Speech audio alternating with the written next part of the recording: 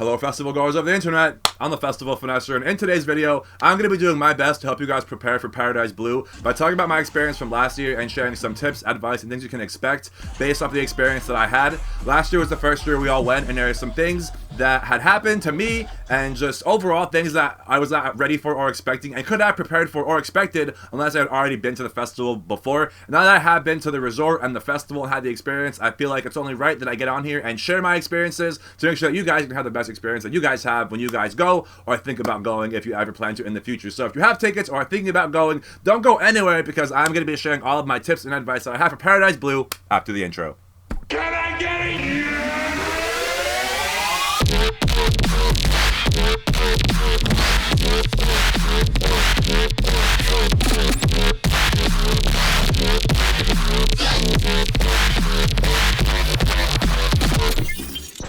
Festival Finesser. Finesse gang, can I get a yer? What is good, everybody? Welcome back to another video. For those who are new here and don't know me, what's good? I'm the Festival Finesser. I'm a videographer, content creator, and DJ. And this is my YouTube channel that revolves around music festivals and live going experiences with a focus and concentration on dubstep and rhythm. If you're not following me at a festival day by day, probably follow me at a show in New York, Philadelphia. We just came back from Arizona. We're going to Cancun, so we really been going all over the place, capturing these events and festivals to make sure that you guys have the best experience possible and to make sure that you guys are prepared. And that's how you have the best experience, is by making sure you're prepared, right? So in this video, I'm going to make sure that you guys are prepared as possible for Paradise Blue by sharing my experience. And again, everybody's going to have a different experience and be traveling from all different parts of the world, but this is my experience. And you guys can really see the experience by watching the vlogs. It is in-depth. They're about 20 minutes each, and it shows the whole entire, travel, the checking in, the room, the hotel, the stages, the crowd, the vibes, and it just keeps you really in tune with what's going on. It kind of feels like you're there, so they say. And I will give you guys a disclaimer that I'm making this video without doing any kind of research as to what they're doing for 2023. This is solely based off my knowledge from last year and my experience. So some of the things I'm saying might be incorrect or outdated. And if they are, please feel free to let me know in the comments so I can maybe pin them or just have that information known to myself so I could share it in other places and other platforms. But the first thing I want to talk about are the dates and the early arrival dates, because the festival happens on Friday, Saturday, and Sunday, right? And last year we bought the tickets, and that was all that was available was Friday, Saturday, Sunday. There was no early arrival. There was no after party, or you couldn't extend your stay. So we thought. So we got our our flight and our tickets to arrive on Friday early, check in, this and that. And then so a couple weeks before the festival, they announced on Instagram that you could extend your stay and arrive a day or two before the fest instead of a couple days after. So we were like, hey, it's probably a good idea to do like an early arrival day and check in and just get a lay of the land and enjoy the resort and go to the beach and hang out and just kind of like enjoy Cancun and the resort for a day without the festival. And then this way you're already there, you're checked in, you can just wake up and go to the pool, go to the stage, whatever, as opposed to having to check in, drop your bags, unpack, get changed, and then go down to the pool. It could be very chaotic. And so what ended up happening amongst all the chaos that we tried to avoid was we had two flights, a layover or whatever, connecting flights, and our first flight got delayed. All right, guys, 5:30. We're at the airport. Off to a great start. Our flight is delayed 2 hours, which then made us miss our connecting flight to Cancun. We're in Fort Lauderdale, and of course, our flight to Cancun is delayed 2 hours. So all this money we spent to get there early and have a whole day and get the early flight, it was all wasted. So we got to Cancun at 6:30 as opposed to like 1:30, and then so it gets even better. So, there's a shuttle that takes you from the airport to Paradise Blue, all-inclusive, whatever, right? But the shuttle is not going to take you immediately once you get off the plane. They are going to wait until it's worth their while to travel to the resort area. So we had to wait after we had already been so late. We had to wait for other people to get off the plane to be like, oh yeah, we're also going to Paradise Blue. And then so we had like three groups of maybe it was probably like 6 people total. And then we went to the resort area, right? But it gets better. It gets longer, right? So there's 3 different resorts and the bus stops at 3 different resorts. And of course the main resort is the last resort because it holds the most people, I guess. I don't know why. Yeah, so we were the last people to get off the bus. And by this time, we checked in, and thankfully, it's Thursday, it's late. It was a very odd check-in time, so the check-in process was very easy. and you basically, your room key is a wristband. So you have to be very cautious of this, because if you lose your wristband, it is like $100 plus fee to get it replaced. They will check wristbands at the end of the night to get into the hotel, because people are staying in different hotels, and I'll get to that in a second. So I want to make sure that everyone coming into the hotel that is going to be staying there is a registered guest at that hotel, because there are off-site hotels a part of Paradise Blue. So the main campus, as you will, the main resort is the Paradisus, and the Paradisus has 5 pyramids, I believe, within the Paradisus resort. So you have the main pyramid, which is like the big middle one, which houses like the Nexus stage. It's closest to the pool. It has like the main lobby, and all like the main, it's the main spot, and then the preceding pyramids on the outskirts are pretty much the rooms. So you have like the main pyramid is pyramid 3, then maybe you have pyramid 2, pyramid 1, pyramid 3, and pyramid 4. So what's nice is that the main pyramid is pretty much where all the inclusive things happen. So like I said, the Nexus stage, the restaurants, all the all-inclusive amenities are in the Paradisus. If you're staying at the Marriott or the other, I think it's the Americana or something like that, if you're staying there, then you have to walk to the Paradisus to get your all-inclusive buffet, your all-inclusive drinks, to get to the pool, to get to the stage. So it is like maybe less than a 10-minute walk down the beach, but it is a small inconvenience every time you want to wake up and get breakfast, or get an all-inclusive drink, or go to the stage, or go back to your room from the stage to change. These are things you have to take into account for as a part of your day and scheduling and things like that. So it's definitely nice to be in that main Paradisus pyramid, because you're close to everything, and if you want to go back to your room for whatever, you can do that. And it was just a nice kind of like main hub for all of our homies to just like meet up. We're close, and then we'll all just go and do our thing. So also kind of regarding this early check-in, and getting there the day early, as much as we wanted to get there during the daytime and enjoy the beach and the pool, we got there at night, and because we missed all of the sun and the daytime activities, all we could really do was go to the bars and drink. And there was like a few like DJs that were spitting like EDM and like Excision and dubstep and kind of like Beatport Top 100 kind of stuff, and it was cool, it was vibey, it was fun. It wasn't like any kind of like club setting whatsoever, but it was just like like-minded homies, headbangers and stuff like that. So the resort is basically open to the public up until Paradise Blue. So Thursday is kind of like the crossover day, because it's like half headbangers and half families, and you can see obviously who was there for Paradise Blue, and all the headbangers are just kind of like taking over one bar and like had speakers and dubstep playing and shit, and it was just like really vibey and really cool, and just like you could really feel like the unity and like the community just like kind of being prevalent. So then when Friday comes, it's basically a headbanger hotel, and all the resorts are bought out by Paradise Blue guests, at least the Paradisus. I'm not sure about the Marriott and things like that, but anyone staying at the Paradisus as a Paradise Blue guest. Going back to the rooms of the Paradisus, I can't really speak too much for the other rooms, although I have seen them, and all the rooms, let me say, are awesome. They're so nice. They're all, upper echelon, high class, bougie as shit. So we noticed our one friend had a room with a beachfront view, and that, you see the beach, you see the pool, you see the stage, and it's like really convenient and nice, because like you can be at your room and still see the show and hear the music and vibe and like pregame at the room and then go down to the stage when it's the artist you want to see. It definitely seemed like it could be a whole vibe and a lot of fun, but I believe those rooms cost a little bit more. So me and Bree got the more cost-efficient room, but what's also sick about that room is you don't get a view, but you get a hot tub on the balcony. How's the view? Yo, stop. Oh, there's a hot tub outside. It's so lit. What? We got our own hot tub? Whoa. Oh yeah. And that was like a total surprise to like all of our friends, because like it seemed like nobody had a hot tub on their balcony, and then it started to make sense. You got a view or a hot tub. At least that's how I was able to kind of like put it together. I think that pretty much sums up what I can talk about the rooms and the arrival and the travel, your check-in process and things like that. So now we're gonna kind of go into the experience a little bit more, as you're like, days 1, 2, and 3 are going underway. So the one thing that I was really disappointed about, and that really kind of was a letdown, was the food. It wasn't bad by any means, but it wasn't like top tier. Like in some cases we were having hamburgers and hot dogs and chips and salsa, and some of the other food that I was eating, at the buffet was just not sitting right in my stomach, and was just going right through me. So I ended up eating a lot of like fruit and vegetables and just kind of like more like raw organic kind of stuff that wasn't processed, or I don't know. It just was not sitting right with me, and like, the eating was like very miserable, because I knew it was just not going to be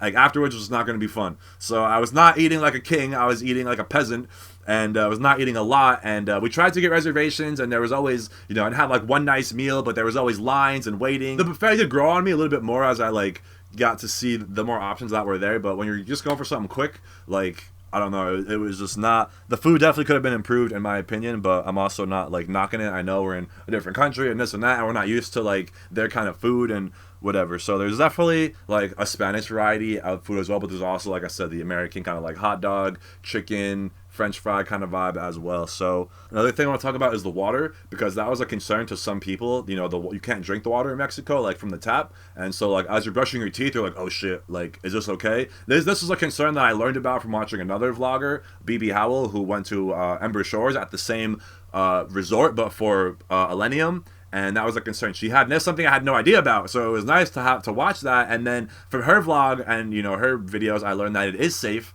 and it's filtered in the resort area. So nothing to worry about there. But just again, something I wanted to note that I learned that I was like, holy shit, it's something I never would have thought of, because yeah, I guess I don't travel. I'm not that educated about Mexico and whatever. Another one of the awesome points of the festival that I thought was just like very unique is the pool stage. And some people think it's gross and whatever, but I give a fuck less, like, so, I'm in the pool with my drink, and, you can swim up. There's a swim up bar, so there's a bar in the pool, and there is bars pretty much everywhere. It's like impossible not to get a drink, and the lines were very minimal for the most part. You just swim up to the bar, order a drink, it's all inclusive, and then you just turn around and you're at the stage and someone is throwing down and you're just sipping on your drink. And another thing that was crucial that no one is going to tell you to bring to Paradise Blue is a fucking raft, a floaty, a tube for the pool, because treading water for that long in the pool is going to be tiring and annoying.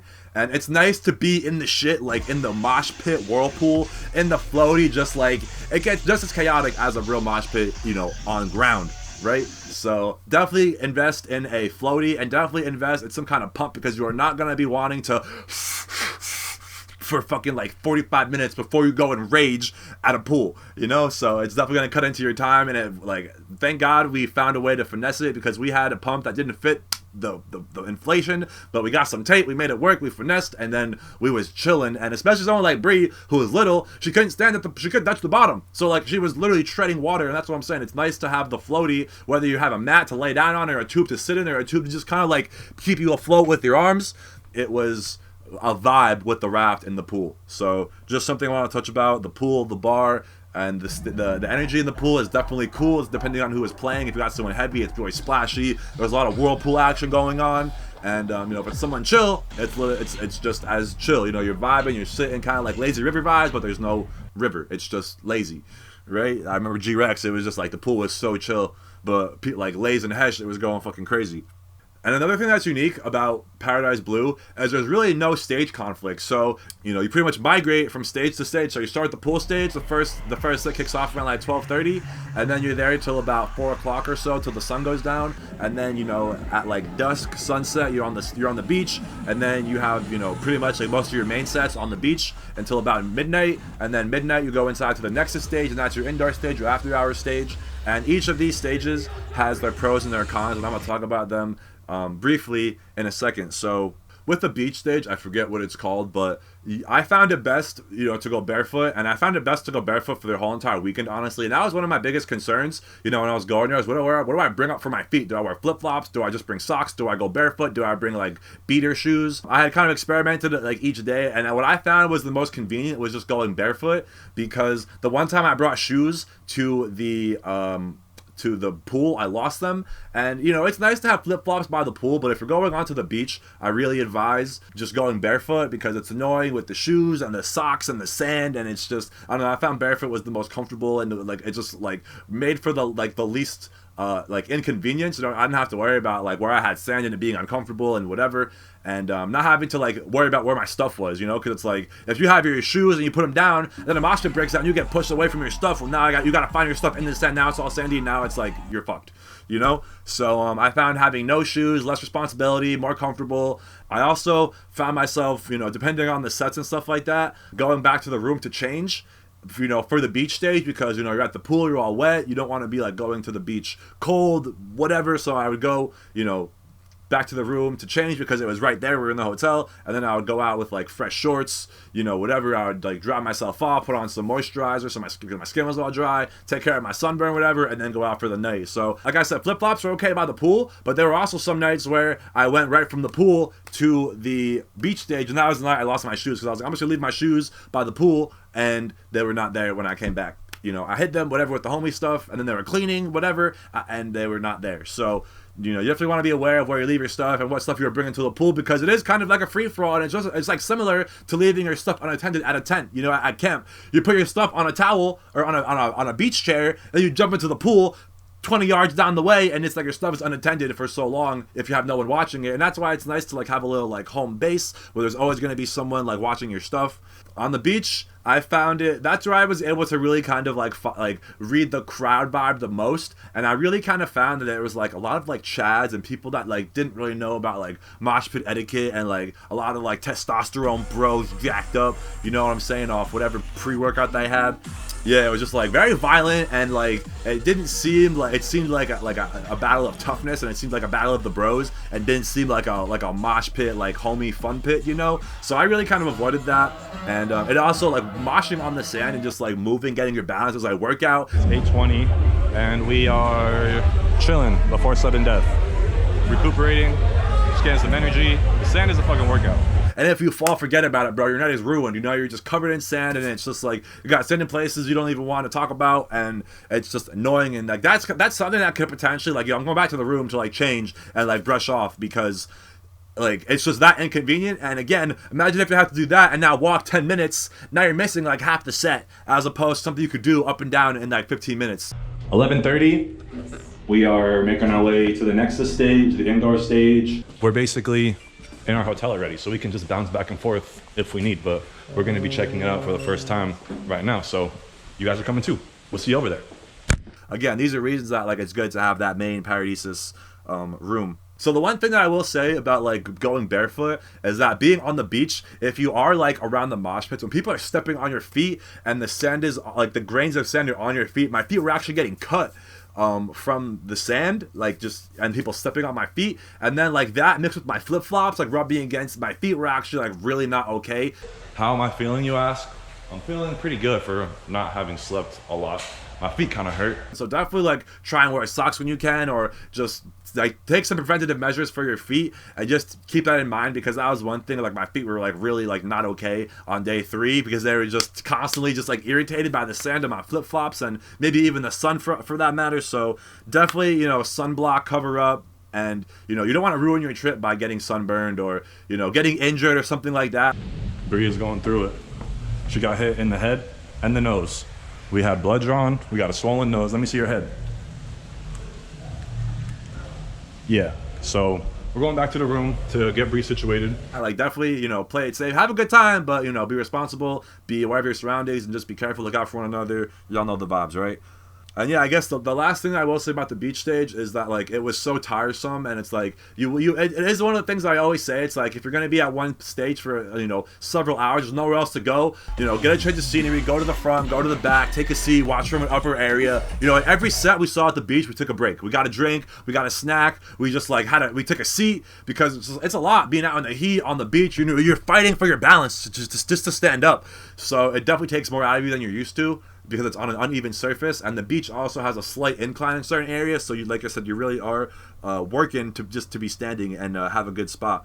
Moving on to the Nexus stage, this is the after hours, so this is the indoor stage. This is also another stage where like we would come back from the beach, and then we would just kind of go back to the room, freshen up, get all the sand off of us, put on some sneakers, some fresh socks, you know, maybe a fresh t-shirt or whatever, change, you know, whatever, just freshen up to be, you know, ready for the night, be comfortable. And so you go to the Nexus stage, and the production is really cool. It's a small, like more like intimate like dance floor. I don't know how much involvement Excision has with the production, but either way, I was definitely impressed with the production inside. All around, honestly, the production was like really good for where we were at, you know, at a pool on the beach. It was like, I was definitely satisfied. The one thing I was not satisfied with at the Nexus stage was the energy. It was just very dead, you know, seeing artists that are throwing the fuck down and everyone's just kind of like head bobbing. Y'all know I'm not with that. I'm here for the energy, the mosh pits, at least the waves of headbanging, you know. I need some energy, but I don't know if everybody was tired or burnt out or just pacing themselves, but there was definitely a different kind of energy at the Nexus stage. And again, I feel like that kind of translates back into like the crowd that comes to Paradise Blue, because it's an expensive festival, so it's not for everybody. It's for like the die-hard headbangers that like are really about this shit, and it's for people that like just kind of have money and know about Excision and like EDM. And a lot of people, I don't know, it's like two very different extremes, and it's like 50-50, you know. It's like half die-hard headbangers and half, you know, kind of like you know, people that have money, that know about EDM, that know about Excision, but don't really go to festivals like that. That don't really, you know what I'm saying? They don't know about the artists. They just know about like the partying aspect and the vacation aspect, the paradise aspect. We're here for the music aspect and the festival aspect, you know, at least me and my homies. Yeah, the Nexus stage was very hot. It was so hot that I had to bring my fan. It was just humid, everybody packed in a tight room. And now that I have the fan, we can just post up in the crowd for the whole set, because it's fucking hot and humid in that bitch. It's small, it's cramped, and everybody's fucking crowded in it. And I was trying to explain this, like, the dance floor is like a main dance floor, and then there's like 3 or 4 steps into like a back area that's like you can't really see anything, and then it's just like the stairwell going down to like the main you know, hotel. So it's like that stage is very small, and it's not for everybody. I feel like a lot of people have probably called a night after you know, the main stage, but you know, there's a lot of like dope acts playing that stage. So you know me, I try and capture every moment and not miss a beat for the vlog, for myself, for the people.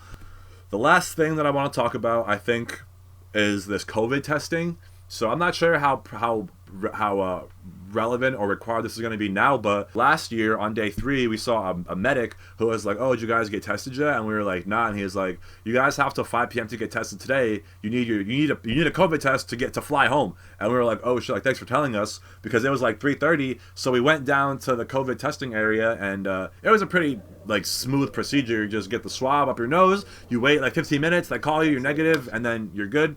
And that they pretty much take care of all of that for you with the flight and everything. So yeah, they just have you like, I guess, mark that you tested negative, and then you're good to go through the resort and the flight. However the fuck, it was good. We were fine through testing through the resort. So definitely allot some time for that, because I'm pretty sure I had a friend recently who couldn't get a flight because he didn't have a COVID test leaving the country. So you might even have to have one going into Mexico. I don't even know what the rules are, but you should look, because you don't want to get fucked and miss your flight or your trip because you didn't get a COVID test that I warned you about, right? So is there anything else I want to talk about here, man? I think I covered most of it in a pretty smooth fashion as well.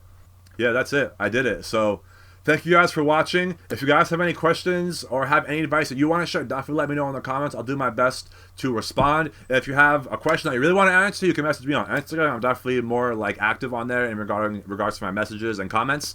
But like I said, please share your advice and your knowledge and expertise. If you've been to the festival or you know some things, if you've been doing research or getting ready for this year, that things that have changed that I was, you know, misguided you on or was wrong, let us know, correct me, so we can all have the information we need to have the best experience possible and just have an awesome time in Cancun. So again, thank you guys for watching. I will have merch in Cancun. This is the Paradise Blue preview. It's going to be the Need More Dubstep and this blue purple tie-dye, and I also have some FF logos as well. These are going to be in tees and tanks. So we're going to have a merch meetup. I'll announce it later on as the date gets closer. But I hope this was helpful to you guys. I hope to see a bunch of you guys out there in Cancun in a couple weeks. So again, thank you guys for watching. I love y'all, and I'll see you for the next one very soon. Peace out.